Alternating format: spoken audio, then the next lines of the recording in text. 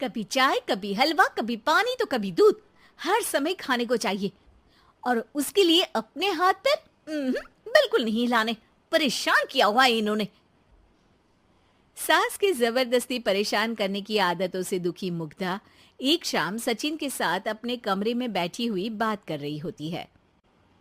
सुनो जी, मम्मी जी की ये जानबूझकर मुझे परेशान करने की फरमाइशों से मैं बहुत फ्रस्ट्रेट हो चुकी हूँ।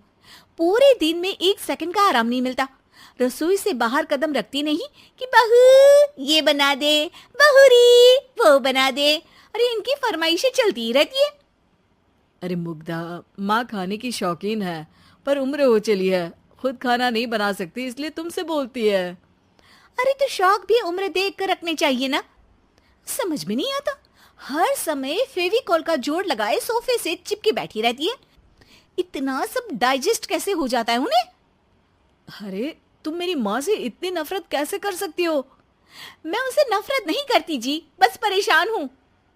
जहां मुग्धा अपने पति से ये सब बोल रही होती है, वहीं उसकी सास भी कमरे के बाहर दरवाजे से कान लगाए सारी बातें सुन रही होती है और अगली दोपहर रसोई में मुग्धा के पास जाती है।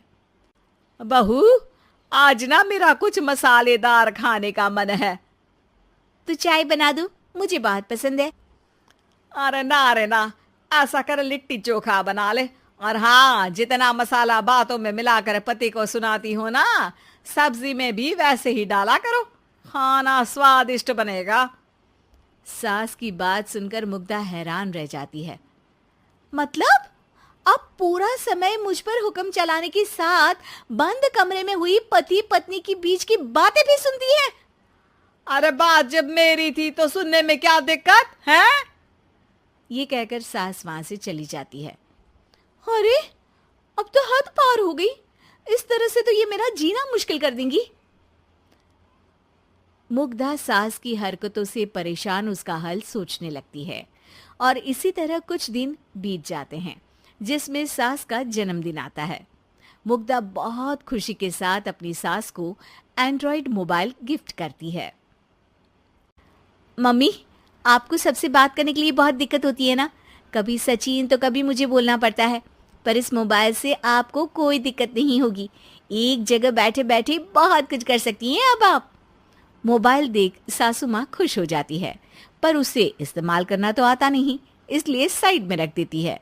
जिसे देख मुग्धा घर का सारा काम छोड़ मोबाइल सेट कर सास को इस्तेमाल करना सिखाने लगती है, जिसके बाद अब सास पूरा समय मोबाइल में ही लगी रहती है। हाय, जब से मम्मी को मोबाइल मिला है मेरी लाइफ में कितनी शांति आई है। अच्छा है, इसी तरह बिजी रहे तो मैं भी सुकून की जिंदगी जी पाऊंगी। अब मुग्धा जब मन करे काम करना, जैसा चाहे वैसा खाना बनाकर खाना, पूरा समय रिलैक्स और खुश रहने लगती है। क्या बात है, आजकल तुम बहुत चहक रही हो। अरे मम्मी जी से छुटकारा जो मिला है, अब ना फरमाइशें ना छुप छुप कर बातें सुनना। अच्छा, तो मोबाइल गिफ्ट करने की ये स्कीम थी। इसी तरह दिन बीतते हैं और अब मोबाइल पर लगी सास फरमाइशों की जगह सवालों के लिए बहू को आवाजें लगाना शुरू कर देती है। अरे बहू सुन तो, देख जरा किसी का फोन क्यों नहीं मिल रहा? रिचार्ज खत्म हो गया है, पर अभी 4 दिन पहले ही तो मैंने किया था। इतनी जल्दी कैसे खत्म हो गया? अरे मैंने कल तेरी कनाडा वाली मौसी सास से 3 घंटे बात की थी ना। क्या? इतना महंगा तो मोबाइल भी नहीं आया जितना महंगा इसका रिचार्ज पड़ रहा है। इसके बाद तो जैसे मुग्धा के दिन के 24 घंटे में से 20 घंटे सास के पास उनके मोबाइल रिलेटेड प्रॉब्लम सॉल्व करने की ड्यूटी ही बन जाती है। अरे मुग्धा, ये मोबाइल में अचानक तेरी मौसी सास की शक्ल क्यों दिखने लगी? और ये तो हिल भी रही है। मम्मी, ये गूगल डुओ का वीडियो कॉल है। इसमें आप बात करने के साथ एक दूसरे की शक्ल भी देख सकती हो। अच्छा, ये तूने मुझे पहले क्यों नहीं बताया? अब बताने के लिए पहले नहीं बताया। इसी बीच सचिन भी वहां आ जाता है और सास अपनी वीडियो कॉल में बिजी हो जाती है। क्यों, सास बहू में क्या गपशप चल रही है? इसे गपशप नहीं, दिमाग का दही होना बोलते हैं। पर तुम तो मम्मी को मोबाइल देकर बहुत खुश थी, फिर क्या हुआ? हाँ, उसका सुकून भी कुछ ही दिन मिला। अब घर के टंटे खत्म हुए तो मोबाइल की टिंग टिंग शुरू हो गई। देखो भाई, कुछ पाने के लिए कुछ खोना तो पड़ता है। आखिर तुमने मोबाइल अपने फायदे के लिए ही तो दिया है, तो फिर सवालों के जवाब भी देने पड़ेंगे, क्योंकि जब तक उनके हाथ में ये फुंथरू रहेगा, तुम्हारी लाइफ में प्राइवेसी और सुकून रहेंगे।